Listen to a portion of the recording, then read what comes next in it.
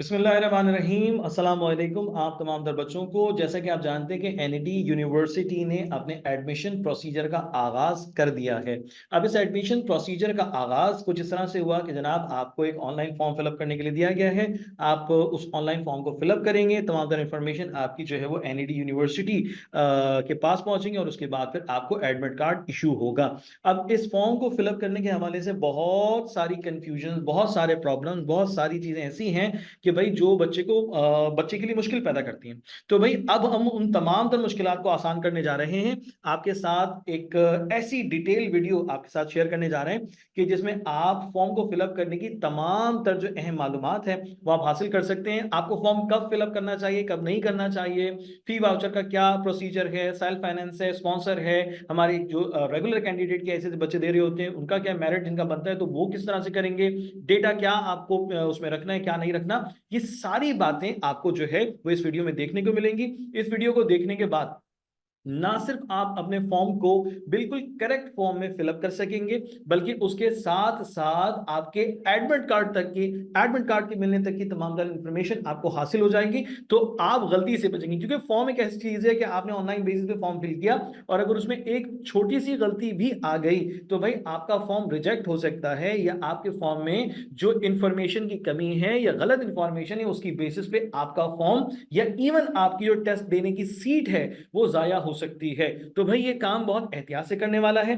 तो आइए आगाज करते हैं। सबसे पहले हम चलेंगे एनईडी यूनिवर्सिटी की वेबसाइट पे, और ज्यादा कोई मसला नहीं, बल्कि हम आगे कहा, यस, एनईडी यूनिवर्सिटी की वेबसाइट पे, और उसके बाद इनका एडमिशन प्रोग्राम जो है हम यहाँ आ जाते हैं। ठीक है, हम अप्लाई कर रहे हैं ऑनलाइन। जाहिर है कि भाई ऑनलाइन बेसिस पे हम अप्लाई करें, फॉर्म फिल करेंगे। फॉर्म फिल करने का पूरा जो प्रोसीजर है हम उसे बेहतर तौर पर समझ सकेंगे इस वीडियो में। अब सबसे पहले तो ये समझ लीजिए कि भाई आपकी जो आईडी है, यानी कि आप अगर ये समझ रहे हैं कि जनाब आप यहाँ अपनी जो ईमेल आईडी है वो डाल देंगे और अपना पासवर्ड डाल देंगे तो उसके बाद ये सारा सिलसिला ओके हो जाएगा, नहीं नहीं नहीं। आपकी एक अलग से, इनफैक्ट साइन अप होने के लिए एक आईडी बनेगी। साइन अप होने के लिए आपकी एक आईडी बनेगी। उस आईडी को जाहिर है कि आपने बड़ा यूज करना होगा, और उसके साथ साथ जाहिर सी बात है आपकी अपनी ईमेल आईडी तो होगी ऑलरेडी, ठीक है, जिसको आप यूज करते हैं। मगर उस ईमेल आईडी पर आपके पास कोड आएगा और आपका इनफैक्ट एक टाइटल आ जाएगा, वो आप आगे जाकर इस्तेमाल करेंगे। तो भाई साइन अप होने के लिए अपना डेटा यहाँ देना जरूरी होगा। ठीक है जी। तो जनाब ये बात तो आपको बिल्कुल क्लियर होनी चाहिए कि आप यहाँ पर अपना ईमेल आईडी या पासवर्ड मेंशन करने नहीं जा रहे। पहले आप अपनी आईडी बनाएंगे, साइन अप होंगे, आईडी बनेगी, उसके बाद आपको आपकी ईमेल आईडी पर इनफैक्ट पासवर्ड मिलेगा और आपको इनफैक्ट एक टाइटल मिल जाएगा, वो आप यहाँ पे प्लेस करेंगे। तो सबसे पहले साइन अप करते हैं। साइन अप करने के फौरन बाद ही हमें एक इंफॉर्मेशन की लिस्ट नजर आ रही है, और वो क्या क्या है जरा इसको पढ़ लीजिए और जहन नशीन कर लीजिएगा ताकि गलतियां आप लोग ना करें। Use computer, desktop PC to fill the online admission form. भाई कंप्यूटर या लैपटॉप इस्तेमाल करना है, मोबाइल से फॉर्म को फिल नहीं करना, क्योंकि मोबाइल से फॉर्म को फिलअप करते वक्त बहुत सी कॉम्प्लिकेशंस फेस हो रही होती हैं, जाहिर है। और उसके साथ साथ ना सिर्फ कॉम्प्लिकेशन आती है बल्कि आप कुछ गलती कर जाएं इस बात का इम्कान बढ़ जाता है। ठीक है। Second, enter your name, father's name as written in the matriculation certificate. ठीक है जनाब, मैट्रिक के सर्टिफिकेट में जो नेम आपका और आपके फादर का लिखा गया है एग्जैक्टली वही यहाँ मेंशन किया जाएगा। स्पेलिंग को रीचेक कर लीजिएगा। जाहिर सी बात है कि अगर स्पेलिंग एरर होता है कि आपके सर्टिफिकेट में स्पेलिंग नेम भी कुछ और है और आपने कुछ और लिख दी है, तो ये एक प्रॉब्लम बन जाएगा, एक लंबी फटीक बन जाएगी आपके जहन के लिए, आपके टाइम को बर्बाद करने के लिए। तो बराए करम इससे बचना है। ठीक है जी। Choose appropriate board of intermediate. अब जाहिर है कि जिस बोर्ड से आपने पढ़ा है, अपना फर्स्ट ईयर आपने मुकम्मल कर लिया, अब आप सेकंड ईयर दे रहे हैं जिस बोर्ड से, आपने उसे ही मेंशन करना होगा। ठीक है। Choose appropriate category of admission. ठीक है जी, कैटेगरी ऑफ एडमिशन। आपको याद होगा कि एक आपके साथ एक बड़ी सी वीडियो शेयर की गई थी, उसमें कैटेगरी का हवाला मौजूद था कि भाई देखो वहां पे अलग अलग कैटेगरीज के लिए अलग अलग कोड्स दिए गए थे। ठीक है ना, तो आपको पता होना चाहिए कि आप किस कैटेगरी में फॉलो करते हैं, उसका कोड क्या है। ये मालूमात आपको उस वीडियो में बहुत तफसील से हासिल हो सकेगी। तो आप जब फॉर्म फिलअप करने बैठेंगे तो आप उससे पहले उस वीडियो को थॉरली देख लीजिएगा, उसमें आपको बहुत ज्यादा हेल्प मिल सकती है। Carefully read the guidelines for the online admission form and guidelines of photograph for undergraduate admissions. In case of incompliance, your online admission form may be rejected. समझ में आया? यानी कि फोटोग्राफ वाला मामला भी जरा देखना है और जो गाइडलाइंस दी गई उसको भी मद्देनजर रखना है। अगर कोई गलती आती है तो आपका एडमिशन फॉर्म रिजेक्ट हो जाएगा। अब कितनी अफसोस की बात होगी कि बच्चे ने माशाल्लाह से अपनी परसेंटेज अच्छी हासिल कर ली है, तैयारी भी भरपूर कर ली है, एडमिशन फॉर्म फिलअप करते वक्त कोई ना कोई गलती कर दी जिसकी वजह से एडमिशन फॉर्म जाया हो गया, उसका एडमिट कार्ड भी नहीं आ रहा, फॉर्म भी जो है वो एक्सेप्ट नहीं हुआ, तो भाई फिर आगे चलकर क्या करेंगे? यानी कि आपका फॉर राउंड वन में टेस्ट देने का जो एक चांस था वो आपने अपनी बेवकूफी से जाया कर दिया। ठीक हो गया जी? ये चीजें समझ में आ गई तो फिर हम आगे चलते हैं। हमने तमाम इन्फॉर्मेशन को पढ़ लिया, अब हम जा रहे हैं आगे। जी क्या करना है? Please provide your valid and in use email address and after successful sign up kindly check your email inbox और स्पैम जंक और प्रमोशन फोल्डर। ठीक है जनाब, अभी हम ये डेटा को फिलअप करते हैं। डेटा को फिलअप करेंगे तो हमारे पास एक ईमेल आ चुकी होगी एनईडी यूनिवर्सिटी की तरफ से, वो भी देखते हैं। ठीक है जी, enter name on SSC matric में हमने जो नेम मेंशन किया था हम वो यहाँ पर नाम लिखने जा रहे हैं। ठीक है जी, मेरा नाम क्या है वो मैं मेंशन कर देता हूँ, आप अपना नाम ही लिखेंगे।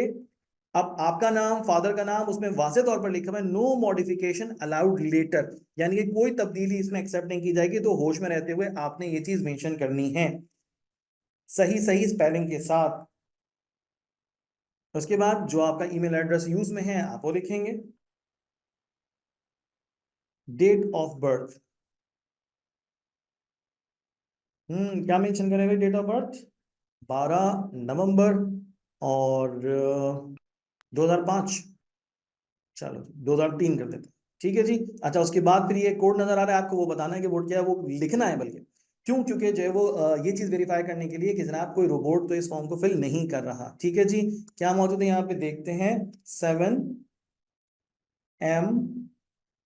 7M5YM, सबमिट करके देखते हैं। ओके जनाब, वो बता रहे हैं कि आपकी ईमेल पर ये चीज सेंड कर दी गई है, तो आप अपनी ईमेल को चेक कर लीजिए। अभी कर लेते हैं। ओके जनाब, तो आईडी और पासवर्ड हमें यहाँ मेंशन करना है जो आपके ईमेल में मतलब ईमेल पे आया होगा वो आपको मेंशन करना है। तो मैं मेंशन कर लेता हूँ जो मुझे रिसीव हुआ।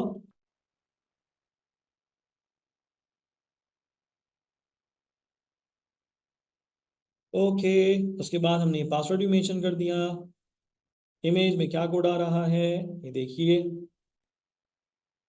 अच्छा, अब इसमें एक बात याद रखनी है कि आपको जो पासवर्ड और आईडी आपकी ईमेल पे रिसीव हुआ है उसमें किसी भी किस्म के भूलने की कोई गुंजाइश नहीं है, यानी कि वो आपको याद रहना चाहिए हर हाल में। ठीक है, यानी कि आपका जो भी आईडी और पासवर्ड आपको रिसीव हुआ आप वो पक्का दिमाग में रखें। जाहिर सी बात है मेल आई है ना, उसमें आ जाएगा, वो तो सेव रहेगा, मगर उसको भूलना नहीं है, उसको जाया नहीं करना, उसको मिसप्लेस नहीं करना। और भी उसके बाद फिर पासवर्ड चेंज करने की भी कोई जरूरत नहीं है, कोई इतना ज्यादा आपकी सीक्रेसी या प्राइवेसी मुतासर नहीं हो रही है उससे। ठीक हो गया जी। अच्छा, अब इसमें आपके पास स्टेप्स आ रहे हैं, क्या कह रहे हैं जनाब? Step 1 select board, step 2 select categories, step 3 basic information, step 4 qualification, step 5 discipline choice order, step 6 upload photograph, step 7 फी वाउचर और स्टेप 8 जो है वो एडमिट कार्ड। भाई स्टेप 7 तक जाएंगे, एडमिट कार्ड तो डेफिनेटली हमारा उस वक्त इशू होगा कि जब लास्ट डेट्स आ रही होंगी तो यूनिवर्सिटी हमें ये अलॉट करेगी कि हम जो है वो किस तारीख को टेस्ट देने के लिए यूनिवर्सिटी में मौजूद हो। ठीक है, तो हम 8 स्टेप्स के बारे में जरूर जरूर आपसे डिटेल में बात करते हैं। आइए स्टेप 1 को फॉलो करते हैं। क्या कहते हैं? Select board. ओके जी, अब सिलेक्ट बोर्ड में हम क्या देख रहे हैं जी? क्या कह रहे हैं जनाब? Select board group and domicile select carefully as wrong selection will result in cancellation of admit card. समझ में आ गया? एडमिट कार्ड कैंसिल हो जाएगा अगर आपने उल्टी सीधी मालूमात अगर यहाँ पर आपने ऐड की जो कि हकीकत में है ही नहीं और वह मालूमात ऐड करके बैठे। ठीक है जी। अच्छा, मेरा कौन सा ग्रुप है जनाब? मैं चला जाता हूँ कहाँ? मैं चला जाता हूँ यहाँ जी, बोर्ड ऑफ इंटरमीडिएट एजुकेशन है, बिल्कुल कराची है, हैदराबाद नहीं है, मीरपुर खास नहीं है, सक्कर नहीं है और कोई नहीं है, बल्कि board of intermediate education Karachi है। तो जो मेरा बोर्ड है वो मैंने सेलेक्ट किया। अब आपका अगर कोई और बोर्ड है, मिसाल के तौर पे आप जो है वो सक्कर बोर्ड से हैं, लाड़काना बोर्ड से हैं, नवाबशाह बोर्ड से यानी कि सिंध में रहते हो, या फिर फेडरल बोर्ड से हैं, ठीक है, फेडरल बोर्ड इस्लामाबाद में कोई इंस्टीट्यूट है वहां से, या फिर आप ओवरसीज से हैं, यानी फेडरल बोर्ड आप फॉलो करें ओवरसीज से हैं, तो जनाब आपको फिर उसके एतबार से बोर्ड का इंतखाब करना होगा। ओके, अच्छा इसमें सिंध टेक्निकल बोर्ड भी। अच्छा इसके अलावा कह रहे हैं बोर्ड अदर देन, यानी कराची, आखान, जियाउद्दीन, हैदराबाद, मीरपुर, इनके अलावा भी अगर कोई बोर्ड है तो आप इस कैटेगरी को सिलेक्ट कर लेंगे। Right. 12th grade institution located overseas, आपने 12th ग्रेड इंस्टीट्यूशन में पढ़ा है ओवरसीज से, तो भाई आप इसे सिलेक्ट करेंगे। ठीक है, तो ये चीजें दिमाग में नहीं चाहिए। तो मेरा जो बोर्ड है वो मैंने सिलेक्ट किया, वो है इंटरमीडिएट एजुकेशन कराची। ठीक है जी। अब जो मैंने यहां पर प्लेस किया है उसी एतबार से मेरे पास तमाम तर डिटेल आगे शो हो रही होगी। ठीक है जी। अच्छा, वो कह रहे हैं select board where you have appeared HSC equivalent. ठीक है जनाब, कहां एग्जाम दिया था? Intermediate education Karachi. ठीक है जी। उसके बाद पे कह रहे हैं सिलेक्ट ग्रुप। ग्रुप में क्या है? प्री इंजीनियरिंग है, प्री मेडिकल है, कंप्यूटर साइंस है, कॉमर्स है, आर्ट्स है। सर मेरा प्री इंजीनियरिंग है। ठीक है जी, मैंने प्री इंजीनियरिंग सेलेक्ट कर लिया। अब आपका अगर कंप्यूटर साइंस हो तो आप कंप्यूटर साइंस सेलेक्ट करेंगे, यानी कि आपको अपनी मालूमात इसी तरतीब से लिखनी है। ठीक है। Do you have a domicile of, भाई डोमिसाइल कहाँ का है? अगर मेरे पास सिंध का डोमिसाइल है तो मैं क्या लिखूंगा? एनईसीडी इन सिंध। ठीक है। और अगर मेरे पास डोमिसाइल सिंध का नहीं है तो फिर मैं क्या लिखूंगा? एनईसीडी आउटसाइड सिंध। तो भाई अगर मेरे पास सिंध का डोमिसाइल ही जैसा कि है तो मैंने यहाँ पर मार्क कर दिया, टिक कर दिया। ठीक है जी। Giving wrong information about domicile will result in cancellation of application form without refund of fee। सुन लो और दिमाग में अपने रख लो कि भाई अगर तुमने गलत मालूमात दी है, गलती से दी है, जानबूझ के दी है, इससे मैटर नहीं कर रहा, गलत मालूमात दी है तो गलत मालूमात देने पे तुम्हारा एप्लीकेशन कैंसिल हो जाएगा और कोई फीस तुम्हें रिफंड नहीं होगी। तो इसलिए मालूमात को ध्यान में रखते हुए प्लेस करना है। क्लियर है जी। अच्छा, अब इसमें तमाम तर कुछ कैटेगरीज आपके सामने मौजूद है, किसके मुताबिक? इंटरमीडिएट आपने बोर्ड से पढ़ा, इंटरमीडिएट बोर्ड ऑफ कराची से आपने पढ़ा, तो कैटेगरीज उसके मुताबिक आपको दी गई हैं। अगर आपने किसी और बोर्ड को सिलेक्ट किया होता, ठीक है जनाब, फेडरल बोर्ड को सिलेक्ट किया होता, आखान बोर्ड को सिलेक्ट किया होता, तो फिर आपको कैटेगरी उसी हिसाब से दी जा रही होती। ठीक है जी। अब मैं अगर यहां पर पढ़ता हूं तो मुझे क्या नजर आ रहा है? आर वन किसके लिए? HSC pre engineering computer science from board of intermediate education Karachi. ठीक है जी। R1F disabled person, R1F disabled person, HSC pre engineering pre medical computer science. Disabled का मतलब क्या है? माजूर। अब माजूर से मतलब ये हरगिज नहीं है कि कोई जो है वो अंधा है, बहरा है, गूंगा है तो उसको माजूरी इस एतबार से समझा जाए, नहीं। अगर कोई चलने में प्रॉब्लम है, किसी के बोलने में प्रॉब्लम है, किसी के हाथों में प्रॉब्लम है, लिखने का प्रॉब्लम आता है, हाथ टेढ़े हैं, तो ये डिसेबलमेंट कंसीडर की जाएगी। तो फिर आप कैटेगरी R1F को मार्क करेंगे। ठीक है जी। एक से ज्यादा कैटेगरीज मार्क कर सकते हैं? जी हाँ, एक से ज्यादा कैटेगरीज मार्क कर सकते हैं, बिल्कुल कर सकते हैं। ठीक है जी। R1 मैंने रेगुलर कैंडिडेट की हैसियत से प्री इंजीनियरिंग का हूं या फिर मैं कंप्यूटर साइंस का हूं, तो मैंने देखा कि कौन सा board? Board of intermediate education Karachi, मैंने इसे मार्क कर देना। आगे हम देखते हैं रिलीजियस माइनॉरिटीज। भाई कि अगर किसी का ताल्लुक जो है वो माइनॉरिटी से है, कि जनाब कोई जो है वो हिंदू है या किसी और मजहब से ताल्लुक है, मुसलमान होने के अलावा किसी और मजहब से ताल्लुक है, तो भाई वो इस कैटेगरी को भी मार्क कर सकते हैं। इसका फायदा क्या होगा? इसका फायदा ये होगा कि जो उस स्पेसिफिक कोटे में जो सीट्स होंगी, तो फिर वहां उसको सीट मिलने का चांस ज्यादा बढ़ जाएगा। जाहिर सी बात है, एक जगह कॉम्पिटिशन जो है वो 14,000 बच्चों का, मिसाल दे रहा हूँ, 14,000 बच्चों का, एक जगह कॉम्पिटिशन सिर्फ 100 बच्चों का है, तो भाई 100 बच्चों में आपको फिर एडमिशन मिलने का इम्कान आपका ज्यादा होगा एज कम्पेयर टू 40,000। ठीक है जी। तो इसलिए अगर ऐसा कुछ हो, किसी माइनॉरिटी से किसी का रिलेशनशिप हो, तो वो इस कैटेगरी को भी मार्क करेगा। उसके बाद क्या है? R6 rural area city district. Rural areas के मानी क्या होते हैं? मजाफाती इलाके। अर्बन सिटीज यानी कि जो इलाके तरक्की याफ्ता हैं, शहरी इलाके हैं, उसे कहते हैं रूरल एरियाज। हम कहते हैं मजाफाती इलाके, यानी कि किसी की रिहाई जो है वो किसी गोट वगैरह में है, या फिर जो है वो जिस तरह से अगमान बस्ती है, या ऐसे किसी ऐसी जगह पर उसकी रिहाइश है जहां पर बुनियादी सहूलतें भी ना होने के बराबर हैं, तो भाई फिर वो R6 रूरल एरियाज की कैटेगरी को मार्क कर सकता है। ठीक है जी। उसके बाद में क्या कह रहे हैं? R7 aerial sons and daughters of NED university teachers, यानी कि एनईडी यूनिवर्सिटी के टीचर्स के बेटे या बेटी हैं, तो भाई फिर R7A मार्क होगा। एनईडी यूनिवर्सिटी के नॉन टीचिंग स्टाफ के बेटे या बेटी हैं, तो भाई आप यहाँ R7B को मार्क कर सकते हैं। आउटस्टैंडिंग स्पोर्ट्समैन, आउटस्टैंडिंग का मतलब समझ लेना जरूरी है, वरना फिर आगे चलकर मुश्किल पेश आ जाएगी। आउटस्टैंडिंग स्पोर्ट्समैन का मतलब ये है कि आपने स्पोर्ट्स में कोई बहुत बड़ा कारनामा अंजाम दिया है, नेशनल लेवल पर जाकर आपने खेला है और बड़ी शोहरत आपको मिल गई है, बड़ा नाम है। ठीक है। अब आपकी जाहिर सी बात है, शोहरत और नाम तो आपकी एनईडी यूनिवर्सिटी में नहीं जाएगा ना, आपने अगर किसी जगह पे खेला है तो उसका एक सर्टिफिकेट होगा, स्पोर्ट्स सर्टिफिकेट होगा, आपको एविडेंस शो करना पड़ेगा कि आपने इस लेवल पर जाकर इस स्पोर्ट्स को खेला है, तो तब आप R9 वाली कैटेगरी को मुंतखब कर सकते हैं।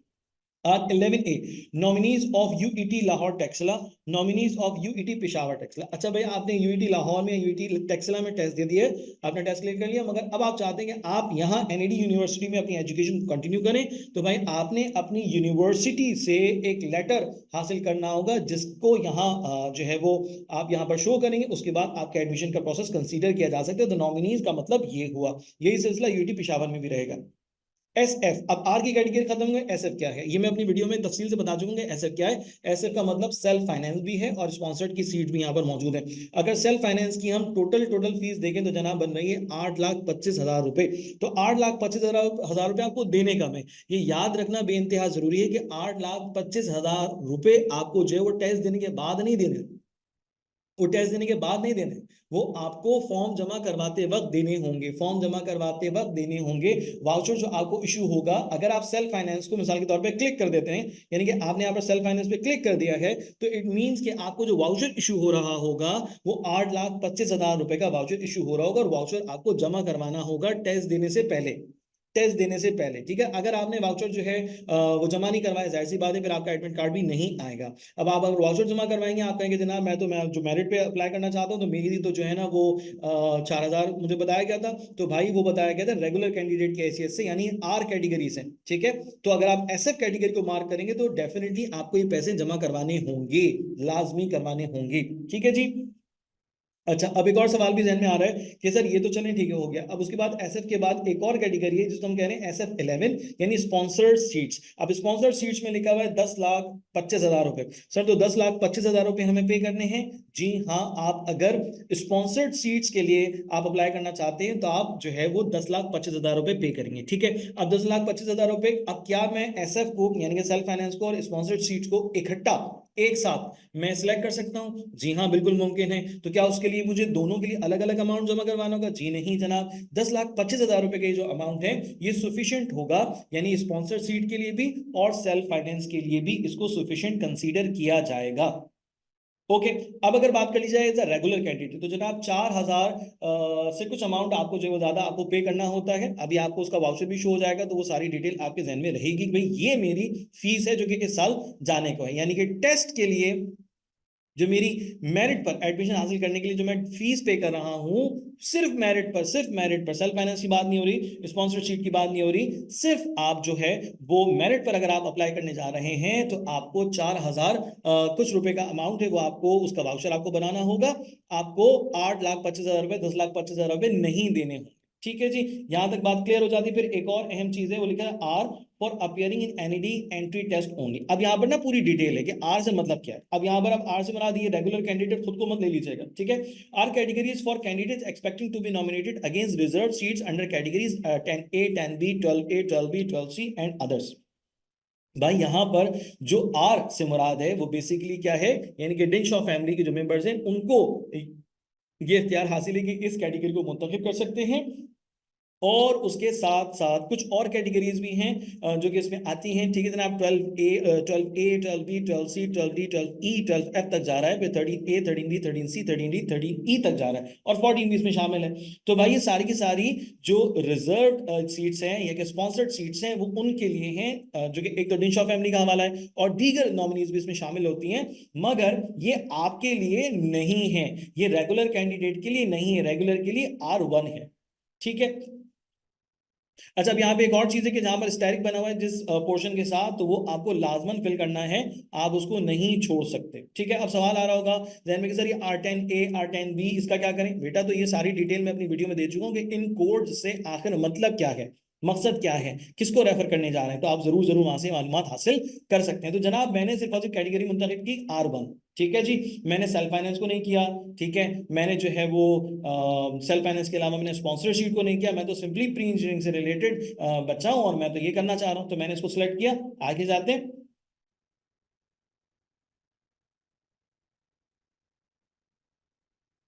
अच्छा जी, पहला स्टेप हो गया, दूसरा स्टेप हो गया, अब तीसरा step basic information. Basic information मुझे ऐड करनी है यहाँ पे। अच्छा, ठीक है जी। बेसिक इंफॉर्मेशन में मैं ऑलरेडी जो डेटा ऐड कर चुका हूं वो मेरे पास रीअपेयर हुआ है, रीअपेयर हुआ है, ठीक है जी। उसके बाद CNIC, CNIC नंबर, ठीक है जनाब, CNIC नंबर में डाल रहा हूँ। अच्छा, क्या CNIC अगर मेरा नहीं बना, 18 साल उम्र है, मेरा CNIC नहीं बना, क्या करूँ? बेफॉर्म डालना होगा, बेफॉर्म का नंबर डालना होगा। अगर बेफॉर्म भी आपका नहीं बना तो पहली फुर्सत में ये वाला सारा काम छोड़ के बेफॉर्म बनवाओ, क्योंकि अगर बेफॉर्म का नंबर आपके पास नहीं है तो फिर आपका एडमिशन फॉर्म, ये जो इनफैक्ट एप्लीकेशन है, ये जो फॉर्म एडमिशन के लिए, ये एक्सेप्ट नहीं होगा। स्टैरिक बना हुआ है, इसका मतलब है कि ये कॉलम आपको लाजमन फिल करना पड़ेगा, विदाउट हाइफन करना है, हाइफन के बगैर करना है, ठीक है जी। मैं कर देता हूँ अभी।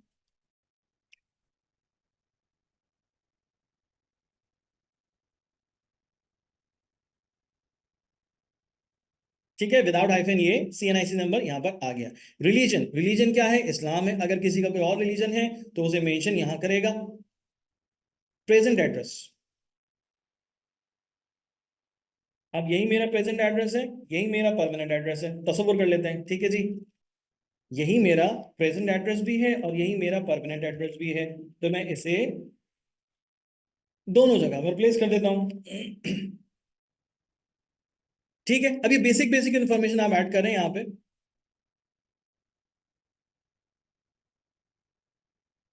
अच्छा, वो कह रहे हैं जनाब telephone number with your city code, यानी कि अगर आप लैंडलाइन नंबर शो कर रहे हैं तो जनाब उसमें सिटी कोड आपको डालना होगा। भाई मैं लैंडलाइन नंबर शो नहीं कर रहा। ठीक है जनाब, मैं अपना नंबर शो मतलब कोई ऐसी, ओके मैंने नंबर शो कर दिया।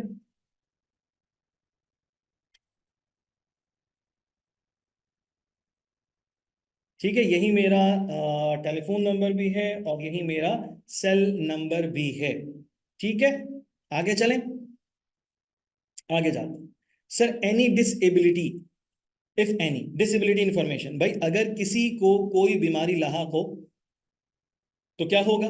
वो यस करेगा, वो यस करेगा। ठीक है ना, प्रोवाइड डिटेल्स।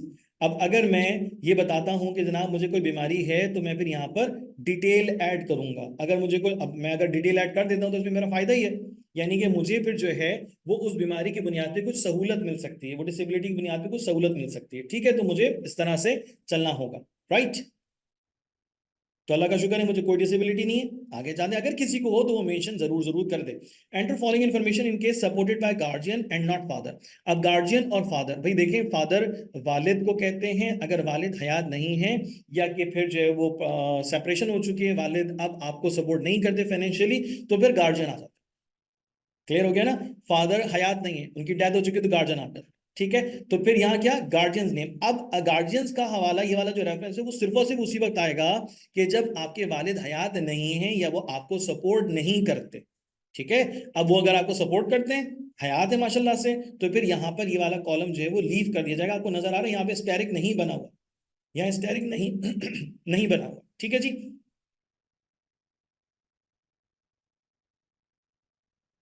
ओके जी, आगे जाते हैं।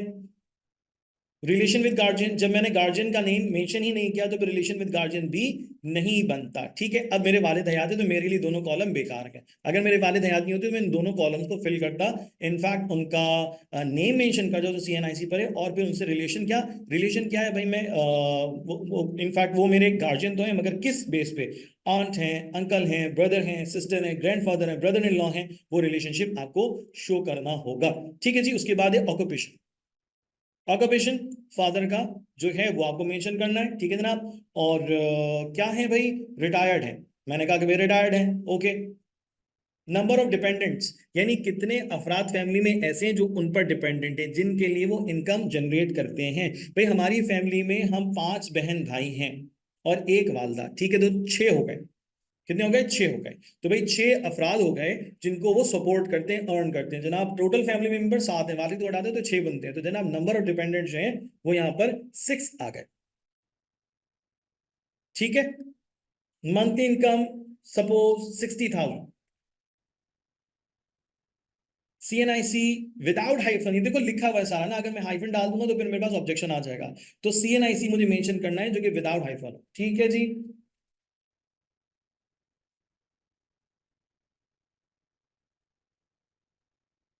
ठीक है, ये मैंने CNIC नंबर भी मेंशन कर दिया। ओके, आगे जाते हैं। एड्रेस, एड्रेस कौन सा होगा? एड्रेस ऐसी बात है वही होगा जो कि मैंने इससे पहले मेंशन किया था।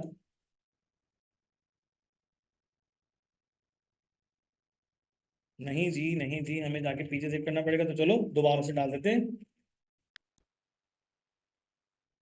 ओके, क्लियर हो गया जनाब, यहाँ पर हमने हाउस नंबर मेंशन कर दिया। ओके,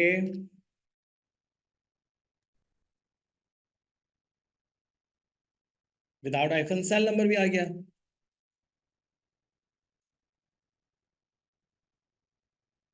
ईमेल एड्रेस,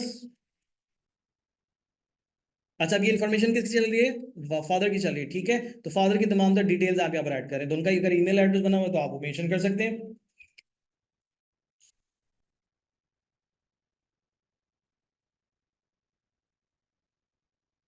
क्लियर हो गया?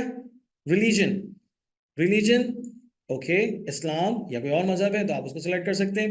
हिंदुइज्म है, क्रिश्चियनिटी है, ज़ोरोस्ट्रेन यानी पारसी, बहाई है, अहमदी है, तो भाई मुसलमान है, इस्लाम रिलीजन है तो यहाँ पर मेंशन कर दिया। ठीक है जी,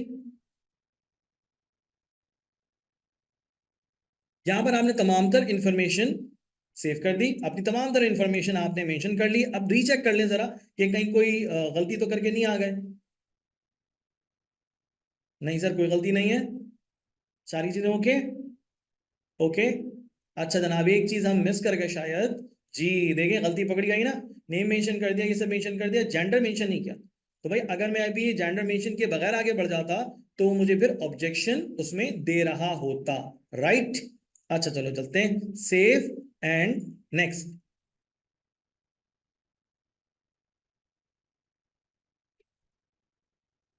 ओके, क्या कह रहे हैं अब? प्रॉब्लम आ गया, ठीक है जनाब। कह रहे हैं please only enter numeric value 0 to 9 in monthly income field. Okay, 0 to 9, please only enter numeric values 0 to 9 in monthly income field. अच्छा भाई, मंथली इनकम फील्ड में उन्होंने कहा है कि जनाब numeric, please only enter numeric values 0 to 9 in monthly income field. चले भाई ये करके देख लेते हैं, है ना?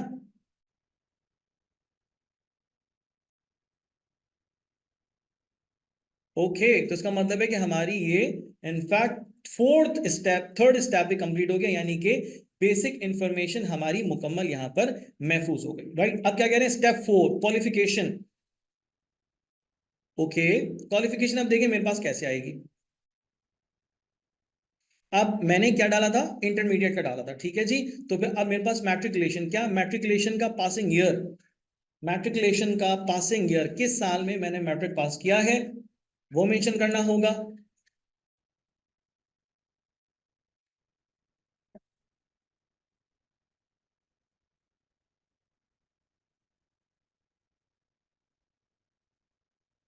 यूजुअली 2003 तारीख पैदाइश है मेरी, और इस एतबार से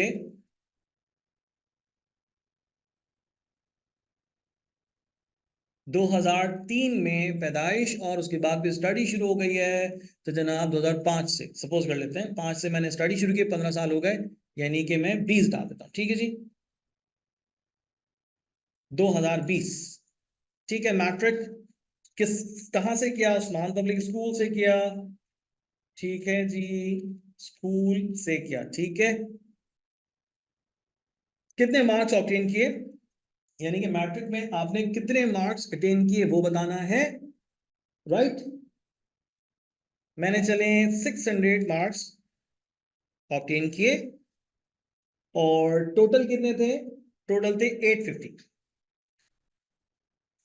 ओके जी, आगे जाते हैं, मैट्रिक का हो गया सिलसिला मुकम्मल, 9 मैट्रिक का। उसके बाद है एचएससी, एचएससी के बाद आ गया एचएससी। जैसा कि मैं ऑलरेडी मेंशन कर चुका हूं, तो अब मुझे यहाँ पर कुछ फिल नहीं करना, यहाँ पे मैं फिल नहीं कर सकता। बोर्ड ऑफ इंटरमीडिएट है, प्री इंजीनियरिंग है, ये ऑलरेडी फिल्ड हो गया, ठीक है जी। उसके बाद क्या करें, HSC equivalent exam the college institute. HSC का कॉलेज कौन सा रहा जनाब? दिल्ली गवर्नमेंट कॉलेज, ठीक हो गया, जो कि मार्कशीट में है, मार्कशीट में भाई यही है, ठीक है जनाब। I F pass HSC part 2 in year, कब किया है भाई? अब ये जरा इंपॉर्टेंट बात, ये जरा इंपॉर्टेंट बात है, देखो अभी अगर मिसाल के तौर पे 2023 या उससे पहले जो है वो एचएससी पार्ट 2 क्लियर हो गया, उसका रिजल्ट वगैरह सब आ गया, तो भाई फिर मैंने फिर 2023 मार्क कर देना है। और अगर मैंने अभी एग्जाम ही नहीं दिए, अभी मैं एग्जाम दूंगा, फिर उसका रिजल्ट आएगा, तो फिर मुझे ये मार्क करना होगा, ठीक है, 2024 मार्क करना होगा। ओके, अच्छा, अब 2024 मैंने मार्क किया तो फौरन ही उसके बाद मेरे पास क्या स्लाइड्स हो गई कि जनाब obtain marks in HSC part 1, कितने मैंने मार्क्स हासिल किए थे एचएससी पार्ट 1 में? ओके, और टोटल मार्क्स कितने थे?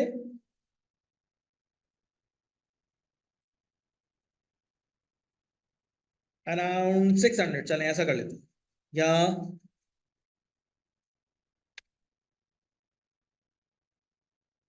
इसको कर देते हैं कुछ और थोड़ा सा बेहतर, ठीक है, चलें ऐसा कर लेते हैं।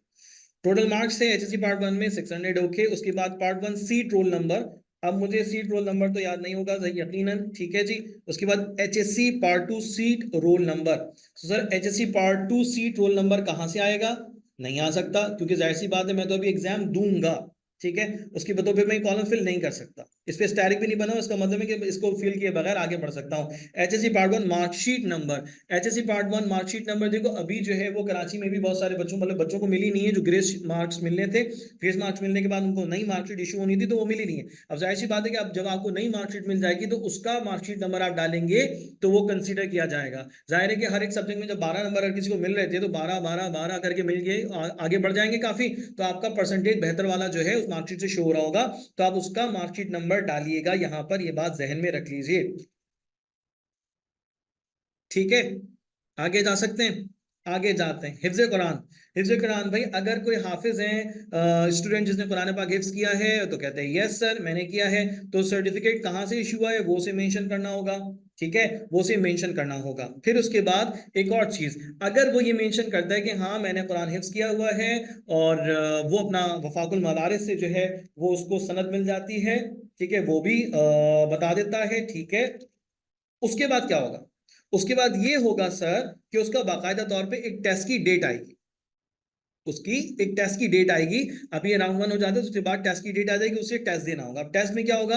हिफाज कराम मौजूद होंगे और दीगर ऐसे हजरात मौजूद होंगे जो टेस्ट लेंगे, उनसे कुरान सुनेंगे और उनसे कुछ बुनियादी सवाल करेंगे। अगर आपने जवाब दे दिए तो ओके ठीक है जी, पास हो गए। नहीं अगर कर सके तो जाहिर सी बात है आप फेल हो गए। अब सर हाफिज कुरान का यहाँ पे रेफरेंस क्यों आता है? हाफिज कुरान का रेफरेंस यहाँ पर इसलिए आ रहा है क्योंकि हाफिज अगर कोई है तो उसको उसके स्कोर में, ये सेकेंड ईयर के स्कोर में 10 से 12 नंबर इजाफी मिलते हैं, 10 से 12 नंबर का उसको इजाफा मिल जाता है हाफिज कुरान होने की बुनियाद पर, ठीक है जी। मगर वो ऐसा नहीं है कि जनाब हाफिज कुरान है तो बस कह दिया बस काफी हो गया, नहीं, उसको टेस्ट देना पड़ेगा, टेस्ट में कामयाब हो जाएगा तो उसको नंबर मिल जाएंगे, टेस्ट में कामयाब नहीं होगा तो उसको नंबर नहीं मिलेंगे, ठीक हो गया जनाब। Have you appeared in additional papers of HSC? भाई ये क्या मतलब है, ये क्या कह रहे हैं, आओ इसको समझ लो जरा।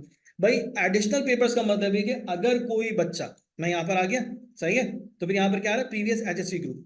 अगर कोई बच्चा ऐसा है जो कि सोचता है कि भाई अब मैंने फर्स्ट ईयर में प्री मेडिकल पढ़ ली थी, अब मेरा तो जो है ना वो सत्यानाश हो गया, नहीं समझ में आ रहा तो मैं शिफ्ट कर लेता हूँ, तो अगर वो शिफ्ट करेगा, तो उसको एडिशनल पेपर देना होगा। अब अगर वो इनफैक्ट प्री इंजीनियरिंग में आना चाह रहा है तो वो एडिशनल पेपर देगा, एडिशनल मैथ्स का पेपर देगा, और वो पेपर देगा सेकेंड ईयर में, ठीक हो गया, तो सेकंड ईयर में पेपर देगा। अब यहां जरा कैटेगरी देखिए, previous HSC group. Previous HSC group क्या था? भाई मेरा प्री मेडिकल था, मैं प्री इंजीनियरिंग में जाना चाहता, सही है, ये मेरा इरादा है। तो फिर क्या करेंगे, previous HSC marksheet number, HSC की जो मार्कशीट थी उसका नंबर आ जाएगा, previous HSC year, previous HSC year 2024 चल रहा है, इसमें मैं दूंगा सेकंड ईयर का, और फर्स्ट ईयर मैंने कब किया था, 2023 में, ठीक हो गया जी। प्रीवियस एचएससी सीट नंबर, ठीक है जनाब, मैंने सीट नंबर भी मेंशन कर दिया। अब ये सारी चीजें हो गई। अब इसमें मसला ये आता है कि भाई अब बच्चे के पास जो लास्ट मार्कशीट है उसमें जो सब्जेक्ट है वो बायोलॉजी का है। अब क्या करें? अब बायोलॉजी सब्जेक्ट है, अब आप जाना चाह रहे हैं प्री इंजीनियरिंग में, तो आपको फिर अपनी एप्लीकेशन बनाकर, एक एप्लीकेशन बनाकर आपको जाना पड़ेगा डीन के पास मैकेनिकल इंजीनियरिंग के, और उनको ये अपना केस सामने रखना होगा कि भाई मैंने अभी फर्स्ट ईयर के पेपर दिए, तो फर्स्ट ईयर में मैंने बायोलॉजी का पेपर दिया, मगर अब मैं शिफ्ट करना चाहता हूं, मगर मेरे पास अभी तक ना सेकंड ईयर के पेपर हुए ना सेकंड ईयर से रिलेटेड कोई रिजल्ट मौजूद है, तो मेरे इस मार्कशीट को, जो फर्स्ट ईयर की मार्कशीट है जिसमें बायो का सब्जेक्ट मौजूद है, उसके स्कोर को कंसीडर किया जाए, और मैं एडिशनल मैथ्स यानी एडिशनल पेपर में अपना 60% अबव स्कोर कर सकूंगा, करूंगा, इंशाल्लाह कर पाऊंगा, या फिर और इससे भी बेहतर अपना स्कोर कर सकूंगा। तो आप ये अपनी एप्लीकेशन एक जो है वो फॉरवर्ड करेंगे, उसके बाद फिर ये प्रोसीजर आपको और बेहतर तौर पर आगे बढ़ सकता है। तो जनाब यहां तक फॉर्म आपका फिलअप हो गया है, आगे जा सकते हैं, सेव एंड नेक्स्ट कर दें, चलें जी कर देते हैं। अगर कोई प्रॉब्लम होगा तो वो हमें बता देंगे, तो इसका मतलब है अभी उन्होंने कुछ नहीं बताया, तो इसका मतलब कोई प्रॉब्लम हमें देखने को नहीं मिल रहा, क्वालिफिकेशन मामला भी हो गया है। डिसिप्लिन चॉइस ऑर्डर,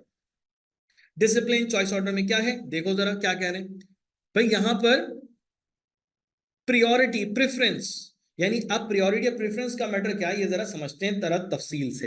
देखो भाई हमने ये देखा था कि हम 50% ले रहे हैं इंटर की, मतलब जो हमारा फर्स्ट ईयर का रिजल्ट है उसकी परसेंटेज, और 50% हमारा टेस्ट का स्कोर, उसके बाद उसको देखते हुए हमारा मेरिट बनता है, फिर मेरिट बनेगा, ठीक है, उसके मुताबिक नहीं बल्कि जो मेरिट बन रहा है यूनिवर्सिटी में फैकल्टीज का, डिपार्टमेंट्स का, उसके मुताबिक फिर हमारी मेरिट को मद्देनजर रखते हुए हमें एडमिशन दिया जा सकेगा।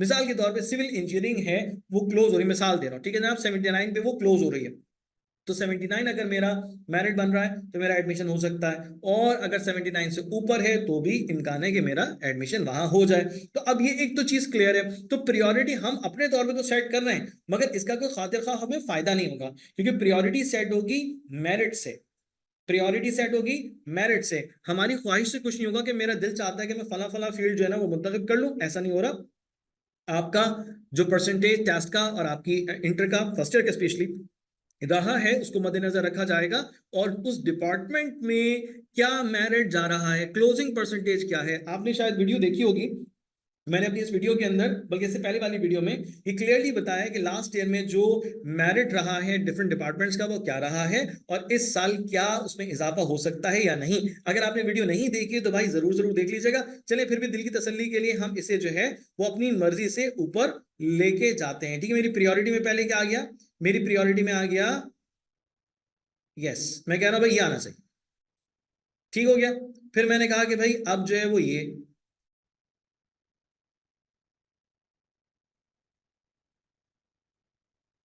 ठीक है जी, मैंने अपनी प्रायोरिटी कुछ इस तरीके से, इस तरतीब से बना ली है। फिर मैं समझता हूं कि जनाब ये भी ऊपर जाना चाहिए, यानी कि मैं तो कह रहा हूं कि कंप्यूटर से रिलेटेड फील्ड की मैंने प्रायोरिटी सेट की है, इसी को मैं मद्देनजर रखूंगा अपने आने वाले दिन के लिए, आने वाली स्टडी के लिए। ठीक हो गया जी, यहां तक हमने काम अपना पूरा कर लिया, स्टेप 5 हमारा मुकम्मल हो गया।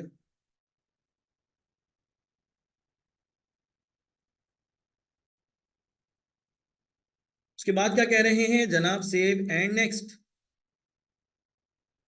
तो जी ठीक है, अब क्या आ गया सीन, डिसिप्लिन चॉइस ऑर्डर हमने मेंशन कर दिया। उसके बाद कह रहे हैं अपलोड फोटोग्राफ। फोटोग्राफ के बारे में जरा सीख लेना और समझ लेना जरूरी है। भाई वो क्या कह रहे हैं देखो जरा, वो कह रहे हैं जनाब इस तरह की छिछोरेपन की तस्वीरें नहीं डालना है, या आप डालेंगे तो वो पिक्चर कैंसिल हो जाएगी। ठीक है, पहली तो बात ये हो गई कि किसी भी तरह से बैकग्राउंड उल्टा सीधा ना हो। ये ट्रॉफी आपने जीती दी है, अच्छी बात है, मगर ये यूनिवर्सिटी को मैटर नहीं कर रही।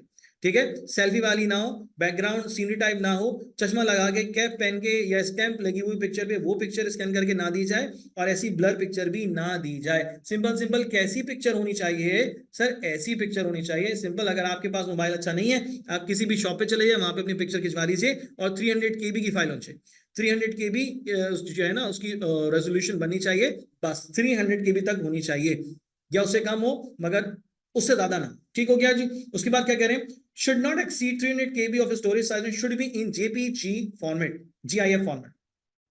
Physical attributes of photograph must be taken recently with light blue background. जरा सोच लो, जरा ध्यान कर लो, लाइट ब्लू बैकग्राउंड होना चाहिए और रिसेंट होनी चाहिए फोटोग्राफ। ये नहीं कि अपन बचपन की तस्वीर दे देना आगे, वो एक्सेप्टेबल नहीं होगी। Should be in clear sharp and good quality and in formal dressing, formal dressing समझ लो।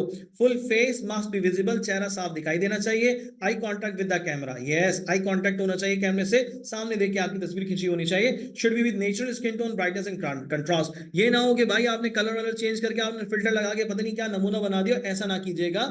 नॉर्मल सी तस्वीर अपनी खिंचवाइए, बनवाइए, और आप यहां पर उसको फिर अपलोड कर देंगे। ठीक है जी, file has been uploaded successfully. शुक्र अल्लाह का कि जनाब फाइल हमने जो है वो जो पिक्चर सेव की थी वो हमने अपलोड कर दी, और वो अपलोड भी सक्सेसफुली हुई, यानी कि हमारा ये स्टेप भी कंप्लीट हो गया। अब हमारी पिक्चर में क्या ऐसी कोई हरकत नहीं हो रही, ठीक है ना, तभी वो जो है वो अपलोड हो गया, वरना अपलोड नहीं होती।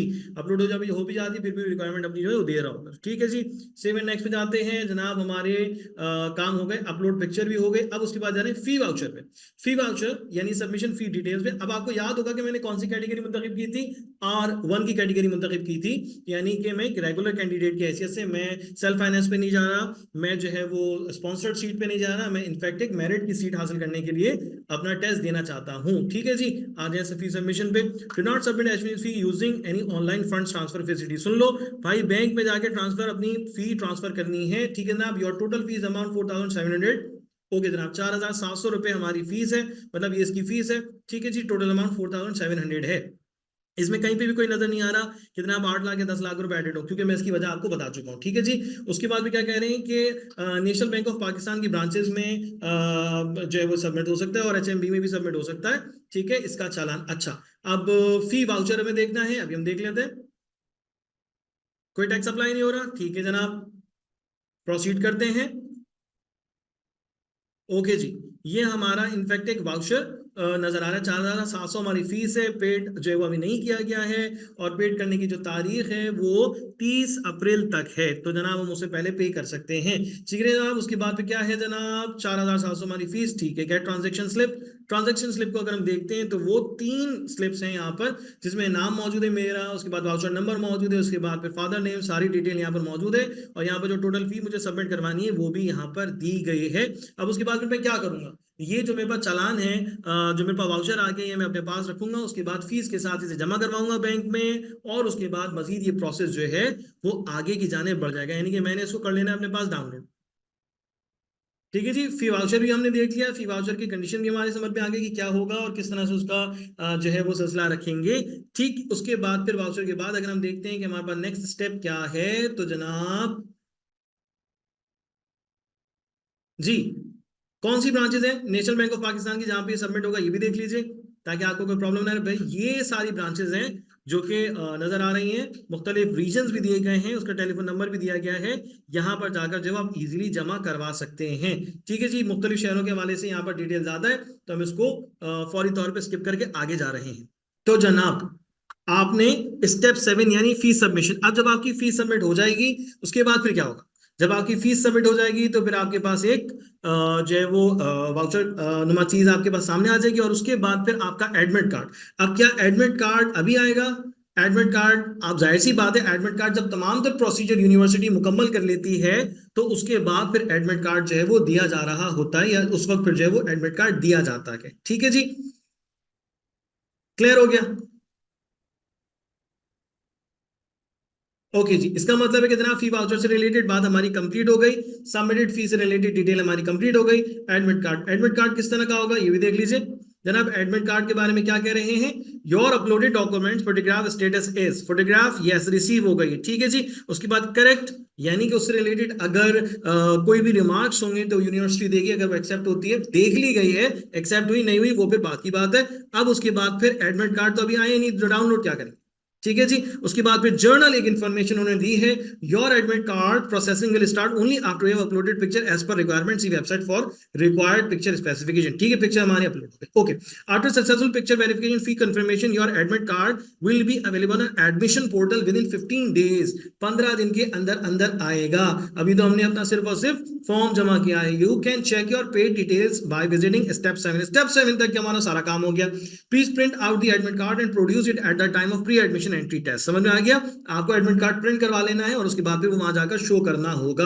After entry test you have to produce your admit card at the time of interview also, admit card फाड़ के नहीं फेंक देना, उसके बाद टेस्ट देने के बाद संभाल के रखना है, क्योंकि वो आपके इंटरव्यू में भी कंसीडर किया जाएगा। If your picture is rejected then please read remarks mention above re uploaded as per university requirement. भाई अगर आपकी पिक्चर रिजेक्ट हो जाती है, रिमार्क्स आ गए पिक्चर रिजेक्ट है, तो फिर आपको दोबारा से पिक्चर वहां पर ऐड करना होगी। तो जनाब ये हो गए सारे के सारे पार्ट्स, ये सारी की सारी डिटेल्स कि जिस पर आप रहते हुए अपने फॉर्म को सबमिट करवा रहे हैं। देखिए मैंने आपके सामने फॉर्म सबमिट किया, सारी इंफॉर्मेशन आपके साथ शेयर कर दी। अब इस पूरी इंफॉर्मेशन में भी कहीं पे भी कोई ऐसा नहीं कि जनाब कोई बात ऐसी हो जो कि मुश्किल हो। हाँ, एक बात बहुत जरूरी है कि आखिर हम अपना फॉर्म सबमिट कब करवाएं।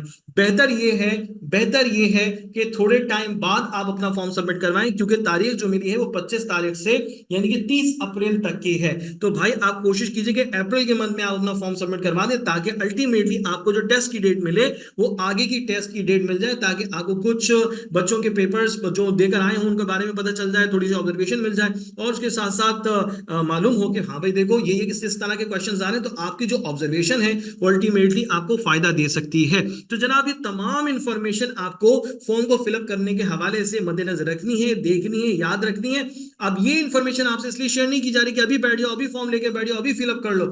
ये वीडियो आपके लिए है, आप इसको जितना ज्यादा जिसके साथ आप शेयर करना चाहते हैं जरूर कीजिए, ताकि सबको फॉर्म फिलअप करने की बेसिक समझ में आ जाए। फॉर्म फिलअप करने में अगर आपने गलती कर दी है तो भाई फिर आपका अल्लाह ही हाफिज है, यानी फिर तो काम आपका सारा का सारा बिगड़ जाएगा, खराब हो जाएगा। तो इसलिए फॉर्म फिलअप करते वक्त ध्यान रखना है, अपना जो आईडी है, जो आपको पासवर्ड दिया गया है यूनिवर्सिटी की तरफ से, आपको जो मेल आई है उसको संभाल के रखना है, उसको इस्तेमाल करना है। आइंदा 4 साल 5 साल तक आपका यही आईडी और यही जो पासवर्ड है ये इस्तेमाल होगा। तो इसलिए बराए करम अगर आप लोगों की कोई ईमेल आईडी ऐसी नहीं है जो कि तहजीब के दायरे में, मतलब कि वहां पे वो जो होता है ना, जो है वो प्रिंस शाकिर और जो है वो प्रिंसेस फलाना फलाना, इस तरह की जो आईडीज होती है ना, ठीक है ना, बाबा की गुड़िया और पापा की गुड़िया, ये वाले आईडीज नहीं होने चाहिए, क्योंकि अब ये ऑफिशियल होने जा रहा है। ठीक है, 5 साल तक ये आईडी आपकी इस्तेमाल होगी तो बराए करम, अगर नहीं है तो अपनी प्रॉपर आईडी बना लीजिएगा, ताकि फिर जो है वो आपको आगे चलकर शर्मिंदगी ना हो। तो जनाब ये इंफॉर्मेशन आपके लिए बेहतरीन फायदेमंद साबित हो सकती है, बेहतरीन फायदा दे सकती है। बस शर्त यह है कि आप सही टाइम पर